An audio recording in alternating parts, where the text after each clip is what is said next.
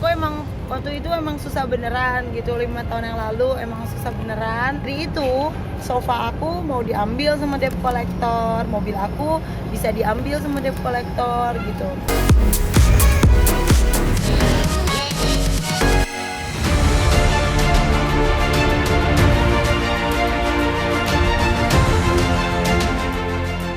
Pemirsa Silet RCTI, menjelang Lebaran jagat maya kembali dihebohkan dengan beragam berita viral.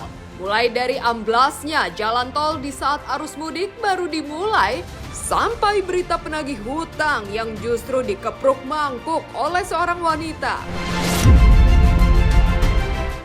Tak hanya itu, sederet selebriti juga pernah mengalami berurusan dengan debt collector. Seperti apa kisah-kisahnya?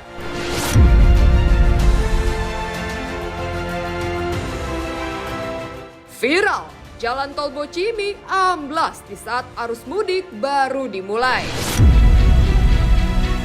Menjelang Lebaran dan arus mudik, sebagian ruas jalan tol Bogor, Ciawi, Sukabumi, tol Bocimi, tepatnya di kilometer 64-600 tol Parungkuda, Kecamatan Ciambar, Kabupaten Sukabumi, Jawa Barat, Rabu malam kemarin amblas. Akibatnya, satu mobil minibus terperosok yang menyebabkan 2 penumpangnya terluka dan dilarikan ke RSUD Sekarwangi Cibadak guna mendapatkan perawatan. Selain minibus, sebuah truk juga terguling karena berusaha menghindar dari jalan tol yang amblas yang mengakibatkan sebagian badan jalan tol tersebut menganga lebar. Akibat kejadian ini, pihak pengelola jalan tol Bocimi langsung menutup seksi 2 jalan tol Bocimi dan arus lalu lintas ke gate tol Cigombong untuk arah Sukabumi Jakarta dialihkan. Pasalnya, sehari kemudian sempat pula terjadi longsor susulan di lokasi. Kecelakaan kilometer 64 tol Parungkuda, longsor, mobil ada di lokasi di dalam jurang.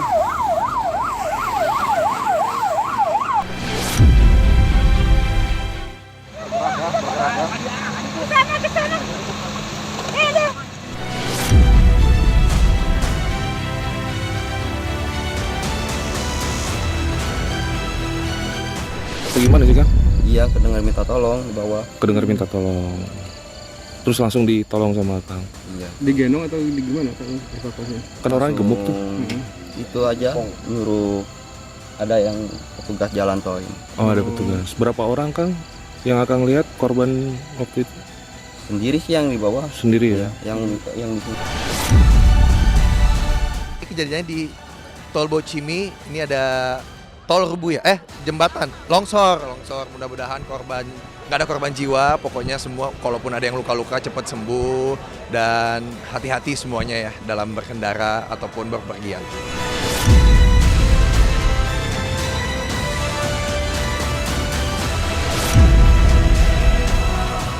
Viral, penagih hutang dipukul pakai mangkuk hingga terluka oleh wanita di Gresik. Menjelang Lebaran, kebutuhan masyarakat pastinya meningkat. Tak jarang mereka pun mencoba menutupinya dengan cara meminjam kepada pihak jasa peminjaman. Namun, peristiwa miris justru harus dialami oleh seorang wanita penagih hutang di Gresik, Jawa Timur beberapa hari lalu. Korban menjadi sasaran penganiayaan, bahkan kepalanya sampai dikepruk mangkuk keramik hingga terluka oleh seorang debitur wanita yang menolak untuk membayar pinjamannya. Video keributan mereka pun sempat viral di sosial media.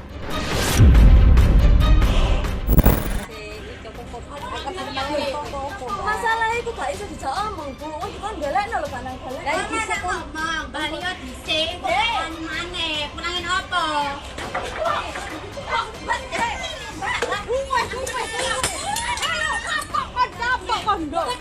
Iya.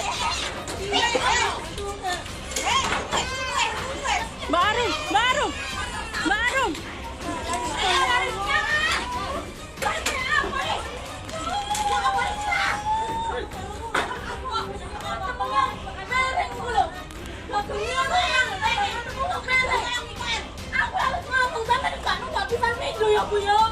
Kan balik.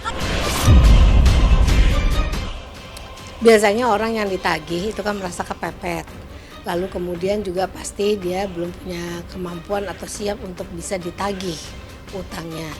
Impactnya, dampaknya yaitu akibatnya dari ketidaksiapan itu dia mau mencoba untuk mengelak tagihan itu. Tetapi karena mungkin yang nagih juga jadi kencang suaranya, orang tuh kalau marah biasanya menaikkan intonasi suara, melotot dan sebagainya. Nah, yang satunya, si pihak yang satunya itu pasti akan melakukan hal yang sama. Justru lebih hebohnya adalah kalau kita sedang kesel, sedang marah, yang kita dengar, yang ingin kita dengar itu adalah suara kita sendiri sebetulnya. Takut banget ya, sebenarnya sering banget dengar penagih utang kayak gitu nggak sih? Lebih ngeri ya, sebenarnya buat nagih sih nggak apa-apa ya, cuma mungkin caranya harus tetap sopan ya, walaupun memang sulit ditagihnya mungkin, tapi tetap harus baik-baik. Dan kalau kayak gitu kan malah merugikan satu sama lain gitu, tidak menyelesaikan masalah, yang akhirnya utangnya nggak kebayar juga kan, tapi tetap berantem gitu. Jadi sebisa mungkin buat yang ngutang ya segera dibayar, buat yang nagih juga kalau bisa nggak usah pakai kekerasan, kalau emang dia mau bayar pasti bayar gitu.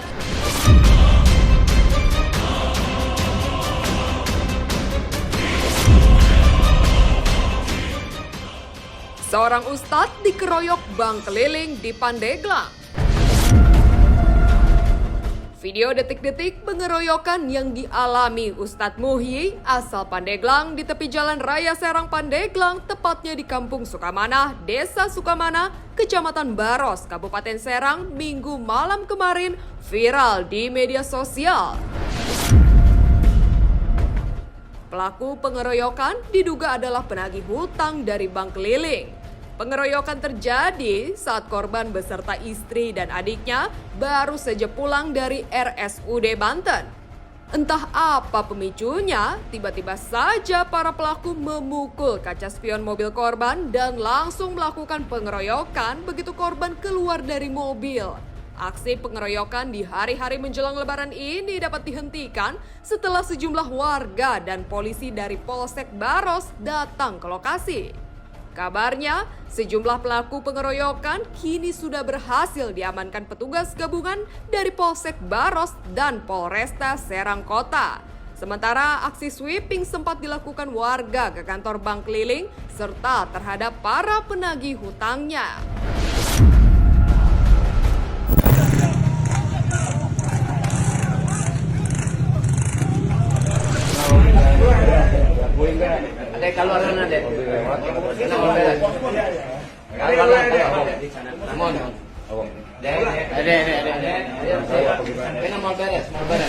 Udah, kosongin semuanya. Pulang, kalian jangan usah lagi di sini. Kalian ini di Saya minta ya dari keluarga besar ormas semua keseluruhan yang tadi kemarin malam kasus yang mukulin tolong menyerahkan diri. Itu aja penuntut dari kami.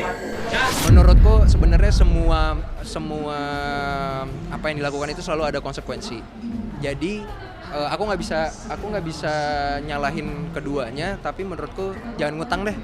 Karena ya itu, yang satu juga sebenarnya bisa kan ngomongnya baik-baik aja gitu loh, nggak perlu yang sampai kayak ngobrak-ngabrik rumah. Ya bisa lah kalau orang berbuat kasar, mau dia yang meminjemin, mau dia yang kasih pinjem ataupun yang meminjam, itu bisa. Kalau sudah berbuat kasar kan sudah beda lagi. Itu bukan urusan lagi pinjam meminjam, tetapi lebih kepada urusan bahwa ada kekerasan di sana. Dan itu bagi orang yang mengalaminya boleh aja melaporkan kalau menurut saya. Karena apa? Walaupun tidak ada debt collector yang datang, tetapi bahwa dia tahu bahwa dia meminjam dan dia harus mengembalikan, itu kalau dia nggak punya uang timbul kecemasan yang luar biasa. Kecemasan yang luar biasa ini kan membuat hidup orang nggak nyaman. Bisa stres, bisa kemudian nanti bisa bunuh diri makan kalau dia nggak tahu apa cara jalan keluarnya.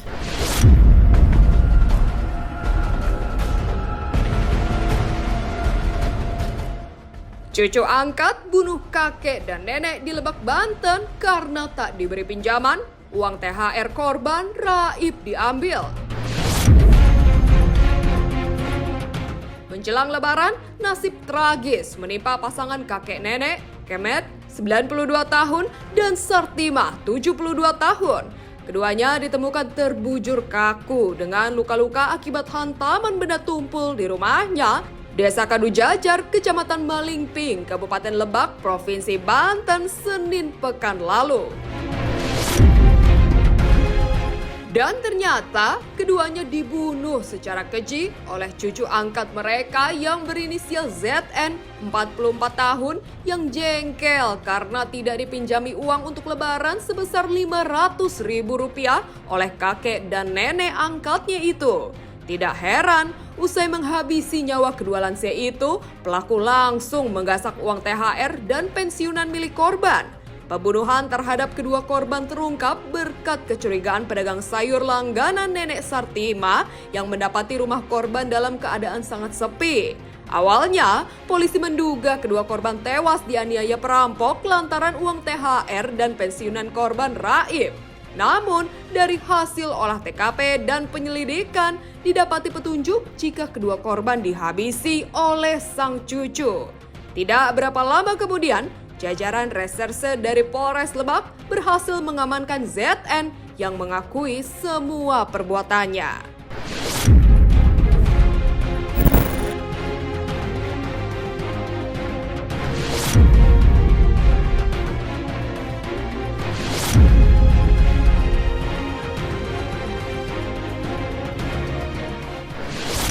Sering Pak, waktu itu.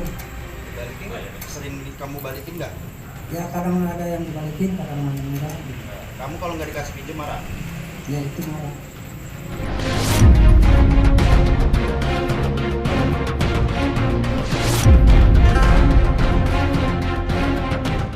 Menepikan berita viral mulai dari amblasnya Jalan Tol Bocimi hingga wanita penagih hutang dikeprok mangkuk oleh debitur wanita, dunia hiburan tanah air juga mencatat sederet selebriti mulai dari Pinkan Mambo, Enno Lerian hingga Uya Kuya yang pernah berurusan dengan debt collector.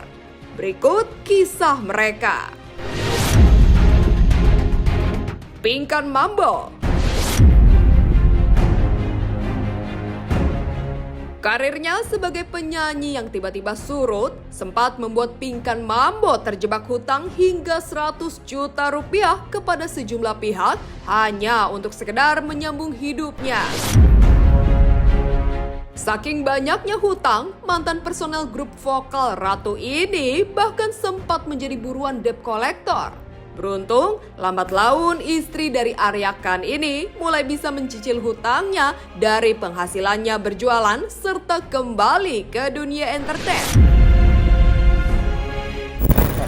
Iya, aku emang waktu itu emang susah beneran gitu, 5 tahun yang lalu emang susah beneran. Dari itu, sofa aku mau diambil sama debt collector, mobil aku bisa diambil sama debt collector gitu. Tapi makanya di situ aku nangis-nangis, aku nggak mau diambil sofa aku, nggak mau diambil mobil aku. Nanti aku ke pasar, nanti aku kemana-mana susah lagi, nggak ada kendaraan tuh.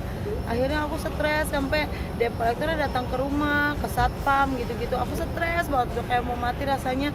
Kalau dikejar-kejar debt collector itu paling ngeri banget, udah mukanya serem-serem kan.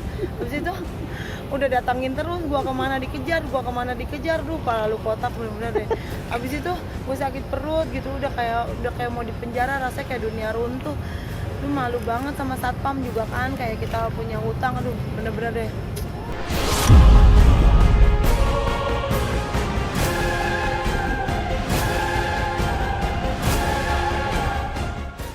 Enno Lerian. Lama tak terlihat kiprahnya di layar kaca, namun siapa sangka jika mantan artis cilik Enno Lerian ternyata pernah berurusan dengan debt collector karena ulah nakal saudaranya yang terlilit pinjol. Tidak tanggung-tanggung, pelantun tembang si nyamuk nakal ini harus menanggung hutang di hampir 30 aplikasi pinjol dengan nilai membengkak hingga nyaris mencapai 80 juta rupiah. Meski berat, namun Enno bertanggung jawab untuk tetap melunasi hutang-hutang tersebut. sebenarnya besar. Kalau misalnya enggak lah, nggak sampai 300 jutaan kok, gila lo 300 juta, 100 juta nggak sampai 300 juta lah gitu, hampir mendekati 100 juta.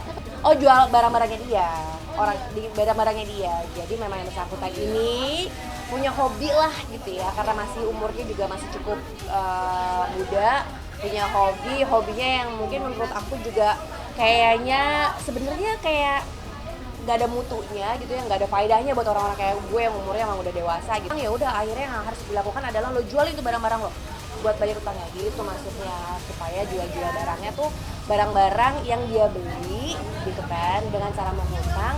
Maunya aku itu barang-barang yang lo beli lo jual-jualin buat lo bayar utang.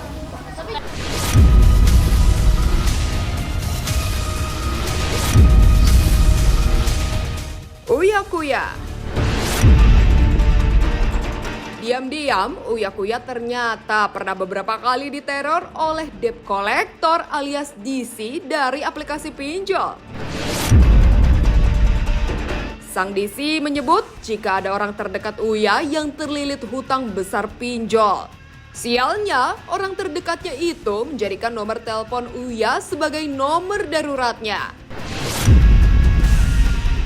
Kesal karena kerap diteror debt collector secara terus-menerus, Uya akhirnya tak ambil pusing dan memilih memblokir nomor pinjol tersebut.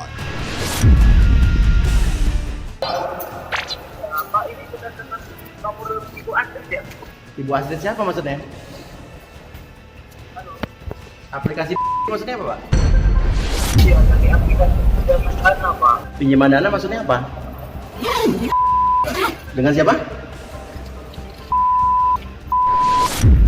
Pinjaman dana, Pak. Enggak, maksudnya apa? Hubungannya sama saya apa, Pak? Halo. Ya, maksudnya sama saya, hubungannya sama saya apa? Iya, Pak. Soalnya ini kan ada pinjaman dana, Pak. Iya. Nah, nanti bisa aktif, Pak, nomornya. Iya, terus kenapa nyarinya ke saya?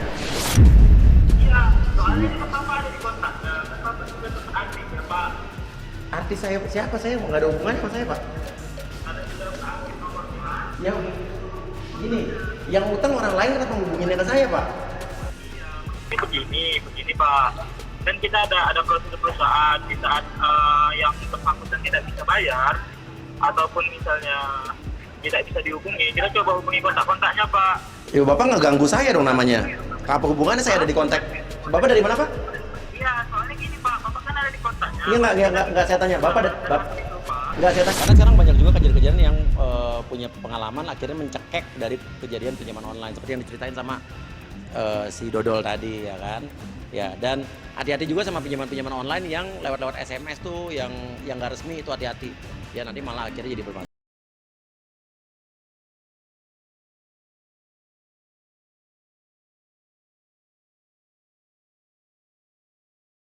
Jadi 10 juta, minta darah ketemunya, guys. Ini banyak kejadian loh, guys. Bener, hati-hati. Apalagi kalau kita dapat perlakuan dari